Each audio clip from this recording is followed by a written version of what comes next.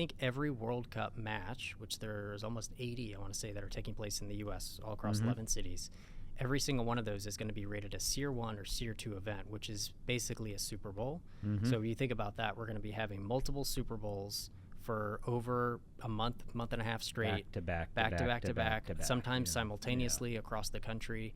So DHS, who's the lead on all the the security management piece of that, that's going to be a heavy lift on them. And that's certainly on the physical security side. We saw things like the unfortunate attack on New Year's Eve in New Orleans, the Sugar Bowl with the vehicle ramming that was obviously a terrible tragedy. We've seen more of those types of attacks really have an uptick in Europe.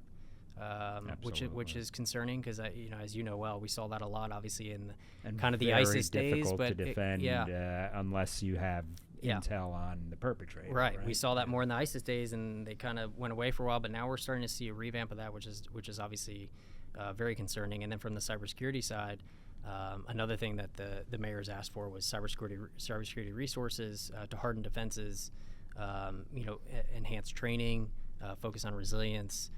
And certainly emergency management. So I think all of those pieces, the risk is just going to go up. These have become targets. You think about it, on July 4th, 2026, during America's 250th anniversary, there's a World Cup match taking place in Philadelphia. If you're looking for a target-rich environment, and you really want to get after the United States of America, that's probably a prime target, one that we're very concerned about, and one that we continue to raise. And I know that at the state and local level, our members, and at the state and local level, they're very concerned about as well. But we can do it right, and the government can absolutely do it. Be a good partner.